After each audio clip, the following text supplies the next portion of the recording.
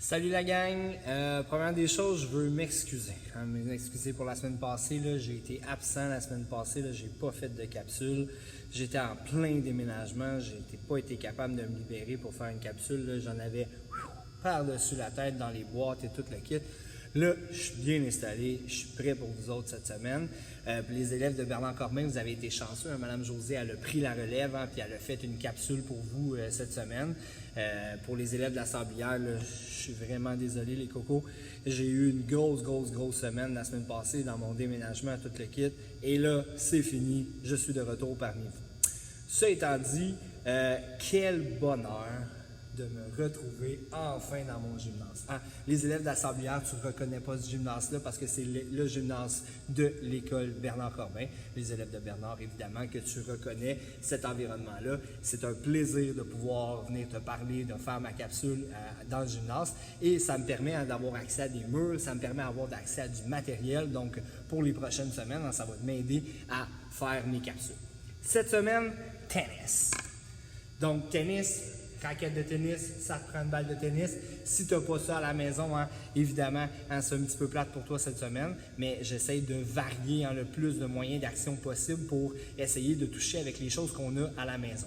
Puis en plus, ce qui est cool, c'est que le tennis, c'est réouvert. Donc ça, tu peux aller en faire avec ta famille, avec tes frères et sœurs, avec papa, maman. C'est le sport que tu peux pratiquer parce que les terrains de tennis sont ouverts.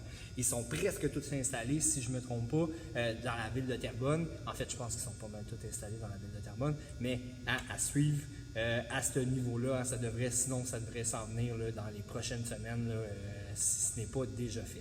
Donc, tennis, première des choses, on va parler de prise de raquette. Donc, prise de raquette, ce qu'on veut, c'est on veut comme venir donner une poignée de main à notre raquette. C'est comme si je venais te donner une poignée de main. Là, tu le sais, M. Rémy, on n'en donne pas des poignées de main à cause du COVID, M. Rémy. Tu as raison, mais là, tu n'es pas obligé d'être à 2 mètres de ta raquette. Tu peux l'utiliser, ta raquette. Donc, je vais donner une poignée de main à ma raquette et c'est comme ça que je viens prendre ma raquette pour utiliser ma raquette de tennis. Je te propose des petits défis, donc je vais aller vite, je t'en propose parce que je ne veux pas que ça dure trop longtemps. Donc, je te propose quelques petits défis. Premier défi, tu vas venir prendre ta raquette ici et en passant, si tu utilises la raquette de papa ou maman qui est trop grande, ça se peut ça, si tu n'as pas une raquette qui est à la grandeur pour toi, ce que tu peux faire, c'est venir la prendre un petit peu plus proche ici. Pas obligé de la prendre à la fin de la poignée, mais venir la prendre un petit peu plus proche, on appelle ça couper sa raquette. Couper sa raquette, ça veut dire qu'elle va être plus petite pour toi, elle va être plus facile de manier ta raquette pour toi. Donc, premier défi, je viens de prendre ma balle ici, puis je viens juste essayer de la bouger, d'aller la cogner partout, sur tous les coins de ma raquette. J'essaie de garder le contrôle. Si je m'en viens un petit peu meilleur, je peux augmenter la vitesse, essayer de faire des tours. Si je veux faire des 8, là c'est plus dur, des 8, je peux essayer. Voilà. Ensuite, je peux commencer à faire les petits bonds. Au début, je ne veux pas frapper trop fort, juste des petits bonds pour bien contrôler ma raquette, bien contrôler ma balle. Je veux frapper la balle le plus au milieu possible de la raquette. C'est là que j'ai le plus de contrôle. Okay? Quand ça va bien, ensuite, je peux changer de côté, y aller du revers de la raquette, plus difficile. Ensuite, je peux varier, donc un coup de chaque côté. Je peux varier la hauteur, varier la vitesse. Ensuite, je peux essayer de lancer et attraper ma balle sans qu'elle rebondisse. Je vais descendre. Je ne sais pas si tu le vois bien ici, là, je vais me placer de l'autre sens. Je descends en même temps ma raquette et ma balle. Comme ça, elle ne rebondit pas. Je ne veux pas la faire rebondir comme ça. Je veux au contraire la lancer et l'attraper. Évidemment, je peux le faire aussi du revers. Oups! Revers, c'est plus difficile. Ce que je te montre avec ta main dominante, moi ma main dominante c'est la main droite, évidemment tu peux toujours te pratiquer avec ta main non dominante, ça devient plus difficile et tu vas pouvoir pratiquer des deux côtés. Si tu as accès à un mur, moi je suis chanceux, je suis dans le gymnase, j'ai accès à un mur, je te propose 2 autres petits exercices super simples. Donc, je vais pratiquer mon coup droit. Donc, mon coup droit, je vais venir me tourner.